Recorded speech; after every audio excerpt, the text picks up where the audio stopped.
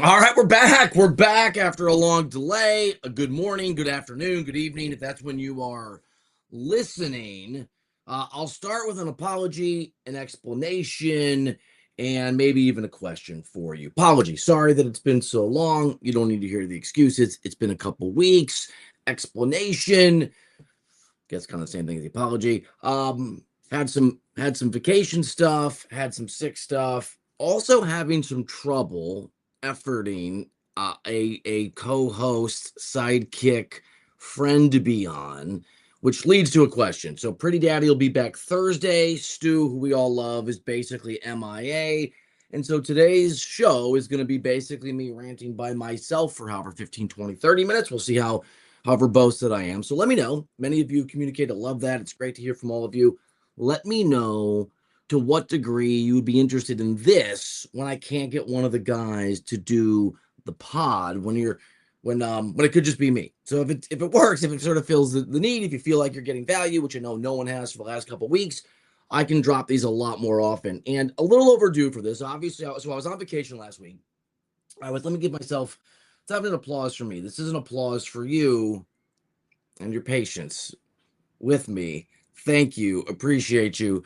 Was on vacation last week, sort of half vacation up the coast of California, half college visits with my daughter, which those of you that have kids that are older than 17, Maddie's a rising senior, you're going to go, yeah, it happens fast. Those of you that have kids that are younger than Madeline will appreciate the holy bleep reality of I can't believe we're at this stage. So we're doing that. We're up in for those of you that know California, Paso Robles, which is a cool little area. And the news broke on Friday that LeBron James obviously is going to be a Philadelphia 76er. And my initial reaction after years of being a person with a couple jobs that centered on not just the NBA often or national sports, but on LeBron very specifically, was oh bleep, I need to be working. I need to be writing. I need to do a Substack. I need to go do the radio show, 97.1 The Fan in LA. If you're watching on the stream, you can see that I'm wearing that shirt because they gave it to me and it's clean and they're awesome. And then I thought and realized it is actually nice to have a few days to ponder LeBron's decision and to be able to come on here today on Tuesday. I'm going to try to do Tuesday when Thursday pod's going forward and give you a perspective with just a little bit of time to ruminate and to think. And there's a few things I want to say about LeBron here. And the first is because I made some news yesterday here in LA saying something which we can get to. The first is, and I mean everything I'm going to say, good for LeBron. I mean, from a LeBron perspective, you want to go to Philadelphia, you want to be a Sixer, you want to, I presume, and the reports have suggested this, live in New York City and take a helicopter or a private car. It's not that far. God bless you. Godspeed. Do your thing. And I think that this is not as surprising as people have made it out to be, only because every single time that LeBron has made a decision, the common thread through leaving Cleveland for Miami, leaving Miami for Cleveland, leaving Cleveland another time for LA, and now the only common thread, well, there are some other threads, but one of the common threads is that LeBron has always done a relative surprise. Like he hasn't gone to the Kings, he hasn't gone to a team that nobody saw coming. But each one of those selections, if you sort of go back, and I was covering all of those but the first move, and the first move affected my life in a real way. Each of those decisions by LeBron James were extremely surprising. They were not confront runners. They were not the consensus among sports media, fans, and then when I got into this phase of the game and the job, even NBA media. And so if I had done this podcast Friday, I probably would have gone, wow, it's surprising. It's not that surprising. Now, there are some, LeBron is so complicated and we don't do nuance very well when it comes to LeBron James. Many things can be true at once. I'm going to say several of the things that are true at once. And what will happen is people will pick these out and get really angry or frustrated or presume I have a certain worldview about LeBron James that I don't. Number one, he went to a team where there's a chance to, really good chance to win an NBA championship. It sounds like that's why he made the decision. I'm going to break down for you in just a few minutes the risks in Philadelphia, but he made a choice solely based, it feels like, on trying to win a ring. I not angry about it. Not mad if you want a ring chase. Don't understand the argument about whether he's ring chasing. Good for him. He's always done this. Number two, I called him a mercenary on the radio yesterday and said he never really loved LA. I think that's true, and I don't mean it as a put down. I don't mean it as some like he's a horrible human being. but I was on a radio station in Cleveland a couple weeks ago with a friend of mine, and we were talking about. I was giving an LA perspective with a new gig, and we were talking about the fact that where was LeBron going to go, and because he'd already announced he was leaving LA, and I said, and Cleveland and I were kind of arguing, the Cleveland host and I arguing at a disagreement about how to view LeBron. I think they thought I was being a little negative. They were really excited, and they were clearly convinced, like people in Miami, like people I think to a lesser degree in Golden State, that LeBron was going to choose them. He was going to go back to Cleveland. And I said, hey, like to what degree we were discussing how LeBron and Pat Riley had somewhat repaired that relationship reportedly, that I knew for a fact that Miami did not like LeBron when he left, and that lasted a long time, but you can forgive things when a talent like that wants to come back. And I said to Cleveland, are you all good there with LeBron? And their answer struck me, which was yes, but not if he plays with our hearts and doesn't come here again, which is why Cleveland's perspective went from a radio host there. He's certainly going to be a Cavalier. And as the entire process played out, I thought to myself, man, he is, and he's allowed to do this, playing with the heartstrings of the people of Cleveland, playing with the heartstrings of the people of Miami. He has a real connection there, right? He's certainly building optimism with a fan base in Golden State he has no association with, but he is friends with Draymond Green, and he's, I think, very friendly with Steph Curry. And he left Los Angeles, a place that has a pretty good basketball team, to take very little money, which to me means the guy's a mercenary, and not in a bad way. He's just a guy that he's going to go, he's a hired gun, he's going to do what he wants to do. You're allowed to do that. I don't think he loved LA the way I'm a local sports talk radio host here in LA, right? I don't think he loved LA the way that maybe the fans want to be loved. But the thing that strikes me, and I didn't talk about this as much, it's not what I do in this market. If LeBron, he doesn't have to love these teams, right? I get it. If LeBron loved Miami, if he loved Cleveland, if it was more important, that was more important to him than all the other sort of things that come with making a decision, he would have gone to those places. And that's okay. And loving Cleveland and living in Akron, Ohio are very different things. And I know that, like, the semantics of this, people will pull apart. But one of the things that really strikes me about this decision, and there's nothing wrong with this, there's nothing wrong with this, is just the cold-hearted nature of it. It's just the LeBron's lack of sort of factoring in how those fan bases will feel, whatever his personal connection is or is not emotionally to the Heat or the Cavs, and clearly the Lakers, who had already left. The fact that he may have his final season in some random jersey, nothing wrong with that. It's a really interesting choice. And then the final thing that I thought, as it relates to this is going to be, for LeBron James, a pretty big test of his ability to go somewhere and have a team where he is the final difference maker, the catalyst, but not the primary weapon, not the primary guy. Because if Embiid's not healthy, I'm not sure the Sixers are going to be particularly in the mix to win an NBA championship. Jaylen Brown's going to have to be really, really good. Tyrese Maxey was an All-NBA third-team selection last year. I don't know if LeBron's the second best player or the fourth best player or the first best player sort of in the ranking sheet on any given day, but it's going to change. It's going to vary. This isn't going to be, it's not going to be the Miami Heat with Giannis where he's clearly the guy and Bam's number two. It's not going to be the Celtics, who clearly decided that Jason Tatum is their person. This isn't going to be the Spurs where it's Victor Wembanyama, or the Thunder where it's SGA. It's not even going to be the reigning NBA championship New York Knicks, for whom it's clearly Jalen Brunson, but there's a lot of other supporting parts that know their role and are really impressive, and Karl-Anthony Towns certainly offensively. This is going to be a team where I think one day it's going to be Edgecombe, and one day it's going to be Maxey, and one day it's going to be Embiid, and one day it's going to be LeBron, which is a really interesting challenge. And I want to, for you guys, right, for this audience, or I have a little time to sort of get into this, I really don't hate LeBron James, even if LeBron's not a big fan of mine. Right now, whatever. He may not even care. That's cool.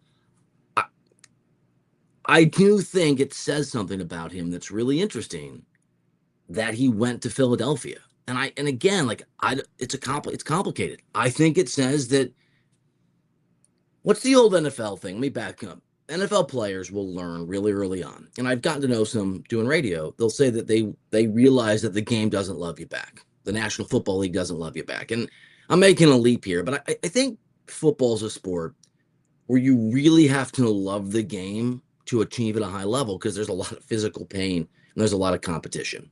I can remember, I won't name these guys. I don't know if they want me to. They're in media now, but I know guys who were sort of idealistic about the National Football League when they got out of college. In the first year or two, even, they were like, wow, football, this is amazing. I'm in never land of sports. And then they still love the game, but they're like, oh, God, the game doesn't love me back. The team doesn't love me back. The organization doesn't love me back. That's not the same thing as a fan base, right? But that's real. I don't know if the same logic applies in the NBA because of the NFL is obviously a cap sport where the owners have all the power and they can cut guys and there's not as many guaranteed deals. I think it's a different harshness to the business side of it in the National Football League. But my point is, sports don't always love players back.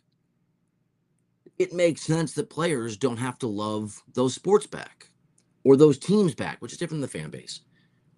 LeBron is as impressive as sort of intellectually impressive as he is physically impressive, an athlete that I've covered. I haven't covered everybody, but the guy is really smart. He's got a huge basketball IQ. Point being, he's extremely aware of the machinations of an NBA team, the politics of an NBA team. I think it's telling in going to Philly that he has adopted the I'm not going to love them back philosophy. And that's okay. It's not a put down. It's not, but that it does not make it untrue. I am stunned is the wrong word. It's pretty amazing having left the Los Angeles Lakers because he was the number 2 guy to Luka Doncic, that he did not go back to Miami or Cleveland. That there wasn't and the thing is, Philly's really good, but they're really good because LeBron got added. If you add LeBron to Cleveland, they're a similar level projected basketball team. If you add LeBron to Miami, they're a similar sort of projected basketball team. Same for Golden State. LeBron is still at his age an absolute miracle worker. He's amazing. He's absolutely incredible at what he's doing. Excuse me, at his age. He couldn't have gone to any of the teams that would have had a hold a little bit on his emotions, Cleveland or Miami, and not had to sacrifice money. He took the minimum in Philly. Not had to sacrifice basketball. Those teams would have been really good. Sort of pick what version you want. But obviously emotions had no bearing on this. The heart had no bearing on this. It's okay. I'm not mad. I'm not mad about it.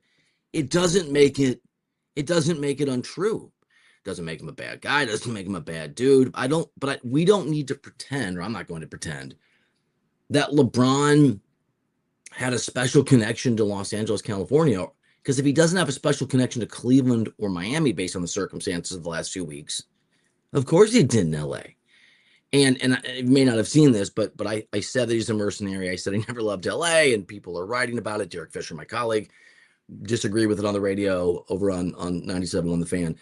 People are all put out. It's the Twitter thing. I'm surprised by the frustration and maybe part of LeBron's greatness. And this is okay, right? Is it the mercenary quality in him? Is the ability not to have emotion?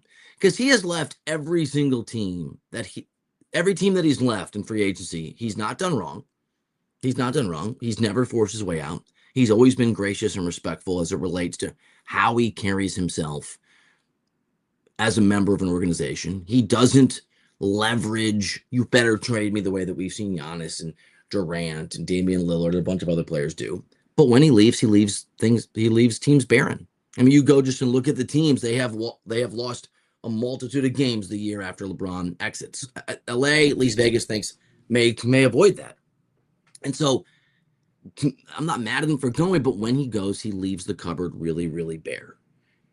Maybe his cutthroat nature, maybe his ability to size up what's best for him is a part of his greatness and his excellence. And I'm not mad at ambitious people. Go live your dreams.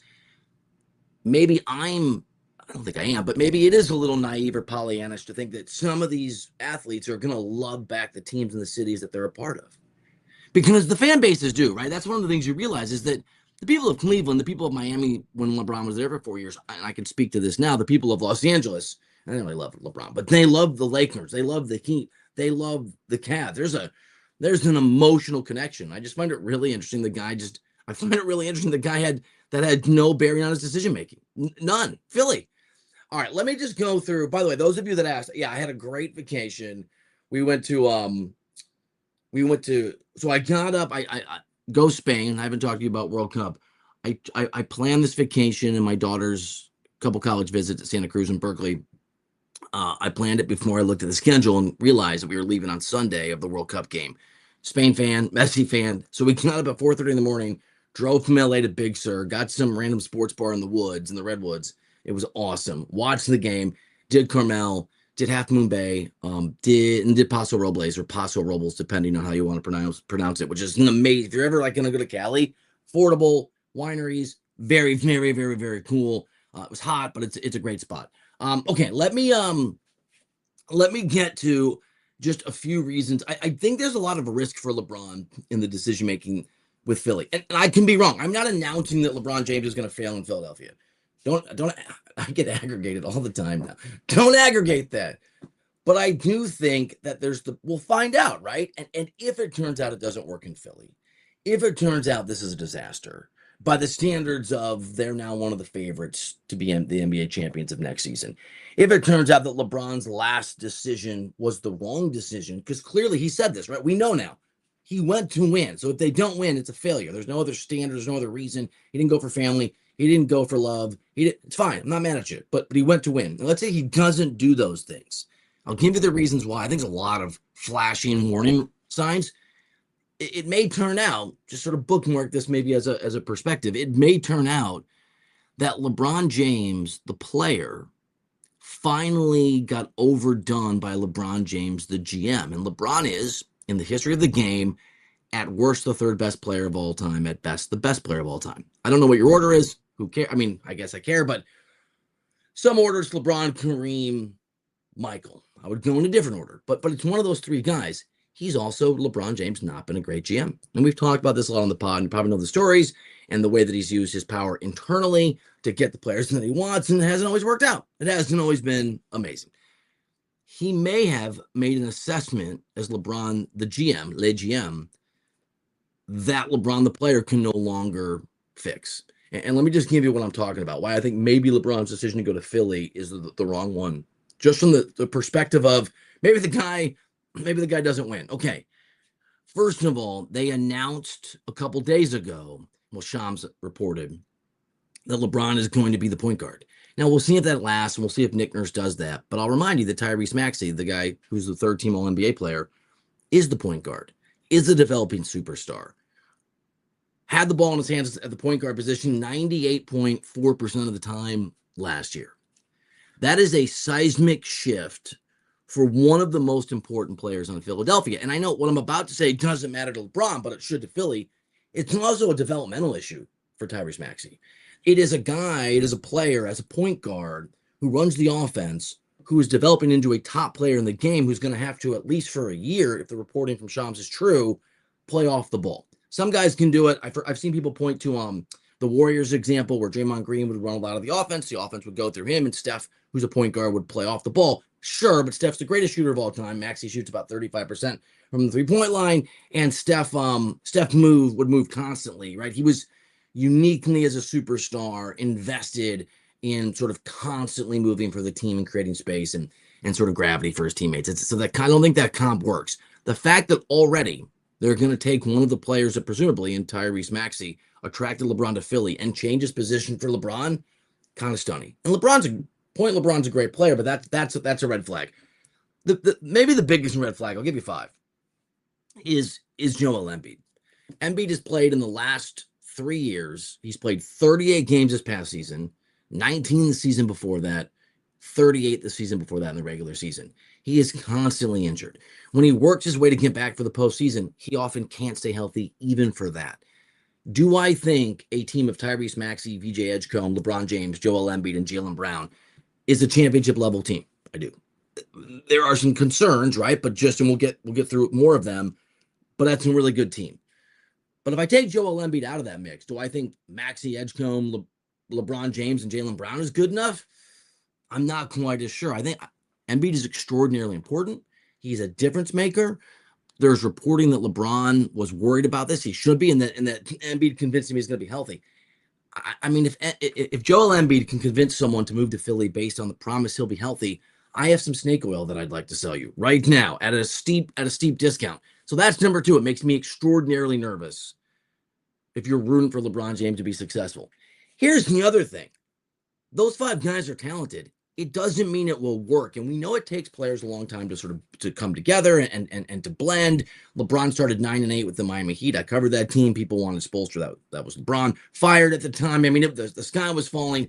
They figured after 17 games. But a lot of the reason it didn't work is that Dwayne Wade and LeBron James had trouble sharing the ball and just figuring it out. Now, there were two things that made that something that was solvable. Maybe three. One was Spoelstra. One was the fact that there's only two of those guys, right? It's Justin Wade and LeBron, so it's two guys. And the third was they are and were extremely close friends. That chemistry made it easier. Listen to some of these numbers about the ways in which these five guys, these five stars with LeBron there now may not work. 37 players in the NBA last season. This is from Sam Quinn, my former colleague at CBS Sports. 37 players in the NBA last season touched the ball at least 68.4 times per game. So 68.4 touches per game. Only 37 players touch the ball that often. 5 of them now play for the Sixers. Maxey, 95.3 touches. That's a lot of touches per game. He's the point guard. But he's not going to be point guard now, so that's going to be a huge shift. Edgecombe, 70.5. LeBron James, 70. I'll just round up and down. Joel Embiid, 69. Jaylen Brown, 68. Or another way to look at it, this is from Dean Oliver over on X. This is their usage rate, the amount of time they have the ball in their hands. LeBron, 27% last year. Maxey, 29. Edgecombe, 19, which is low for a rising star. Brown, 35. Embiid, 32. That's a total of 142%. You could have one of those guys not touch a basketball next year, and they still have to cut touches. Two of those guys have to touch the ball half as often. And remember, Jaylen Brown is a player who left Boston under a cloud of feeling underappreciated. And when Tatum was around, underutilized. And when Tatum wasn't around, Jaylen Brown was so good last year, he got MVP votes. So I could be wrong. I would presume he is not going to raise his hand to volunteer to go, yeah, I'll just won't be an option. Maybe they're going to do a rotating load management craziness where one of these guys sits every game, but I find that very hard to believe. The other thing that makes me worry, number 4, about this sort of situation, and again, it's going to sound like a put down. It's just a reality. You have friends like this. It's fine. I have friends like that. I have loved ones like this. LeBron needs a lot of love. He needs a lot of attention. He needs a lot of shine. See his process to select Philly. He drew it out. His representative, his agent, who has a podcast, Rich Paul, would go on and have GMs on, who would pitch to LeBron publicly. LeBron wouldn't take meetings. People would leave him voicemail messages. That is somebody who likes attention. That's fine. But he likes positive reinforcement. One of the reasons I think it didn't work in LA is that I don't think he felt like the center of the universe. He wasn't. The center of the universe had shifted to another player in Luka Doncic. That is not always going to be easy to attain anywhere you go where you're not the guy. Philly fans are fueled on hate. LeBron is fueled on the need to be loved. I mean, the guy calls himself a king, to be, I don't know about worshipped, but to be celebrated. Philly fans boo everybody. There's a world. I saw this on X. I don't know who said it, so I wish I could take credit for it. And I'm sorry to whoever came up with this first, and I'm not giving you the credit that you deserve. There's a world where LeBron James could absolutely be booed mercilessly his last game in the NBA, if this is his upcoming last season or the season after, if he's in Philly for 2 years. So normally the worries that I have about LeBron James in a chemistry perspective are, who is his coach? Who are his sidekicks? We have seen him make some moves before to move some guys out, move some guys in, try to move out Spoelstra. I covered that team. I had that reporting. He didn't. They eventually got along, but he tried. He moved out David Blatt. Fine. Ty Lue got elevated. Great. Several coaches didn't work out in LA. Even the guy that won an NBA championship didn't coach him at the end. Normally, it's those factors. It's not the fan base that I worry about. I worry about the fan base. I worry about LeBron's reaction to that. I worry about if there's an inevitable, not inevitable, but unsurprising adjustment period, like with the Heat 15 years ago when they started 9-8, and Philly fans are booing and screaming. Is that going to make it harder for these guys to gel? Is it going to make it harder for someone to sacrifice? Is LeBron even going to tolerate that? And then the last thing that I think is worth noting is how good the Eastern Conference is this year. They do not have the two best teams in the NBA. Got it. Probably. Okay. They have the Knicks, and they don't have the second and third best team in the NBA. Do not yell at me, Knicks fans. Do not aggregate me, Knicks Twitter. Again, the West is top heavy. It's really, really good with the Thunder and with the Spurs. There are 1, 2, 3, 4, 5, 6, 7, by my count, 7 teams potentially good enough to be better than Philly. Doesn't mean they will be, but I'll just give you the win totals from Vegas. So Philly's at 51.5 win totals. That's the projection. So they're basically expected to win 51, 52 games. The Knicks are at 53.5. The Celtics are still at 51.5. It's weird Paul George edition. Philly, same number of games, 51.5. The Pistons are expected to win right around 50 or 51 games. Cleveland, still 48.5. The Heat have Giannis are low at 46.5, but that team, Giannis and Bam, there's not a lot of depth there, but they could be really good. The Raptors are at 45.5, and the Pacers, with Halliburton coming back, and a couple of years ago could have been NBA champions, are also a team that a year ago, are absolutely in that mix. And so you sort of look at this, right? LeBron went to Philly just to win. They're going to have to take the point guard and make him a non-point guard. Embiid's health is a real issue. They're just all of the guys that are on this team expect to have the ball. The stats bear this out. Someone's going to have to sacrifice.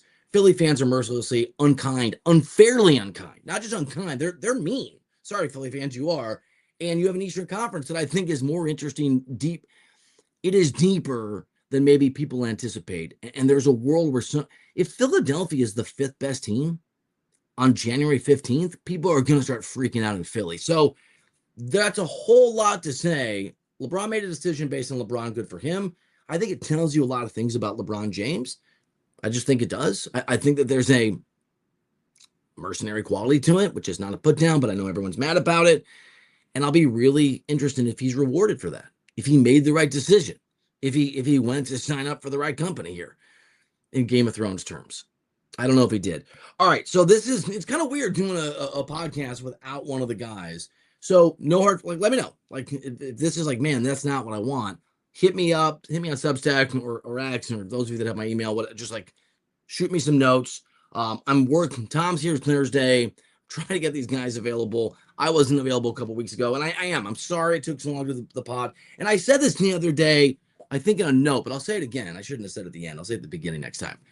Those of you that have paid for this podcast are forever in my gratitude. I can't thank you enough. It's an amazing thing, an amazing level of generosity. I don't want anyone to feel pressure to keep paying if it's not, A, you're not getting this as often, and B, things change. So I'm going to try to keep doing this. I want to keep doing this. I love doing this. My wife and my mom are insisting I keep doing it. Many of you too have been very cool about it. But if you need to unpay, it's totally fine. And most of these podcasts are free. I'm going to try to get into a rhythm where we're doing this at a minimum every Tuesday and Thursday. And once I do that for a few weeks, one's going to be free and one's going to be paid. But please do not feel an obligation.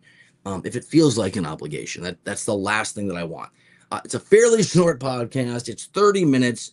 In theory, Tom is back on Thursday. Thank you for listening. I'm sorry this took so long. I know it's not the same thing and it's a different vibe, but you can always come listen to the radio show. I love doing it. It's really fun. It's 2 to 6 Pacific time. So those of you on the East Coast, it is 5 to 9. If you're in Central time, obviously it's 4 to 8. I love doing it, and you can find it on Twitter. You can find it on whatever, all the places. Thanks for hanging out. I'm sorry it's been so long, and I will 100% see you on Thursday.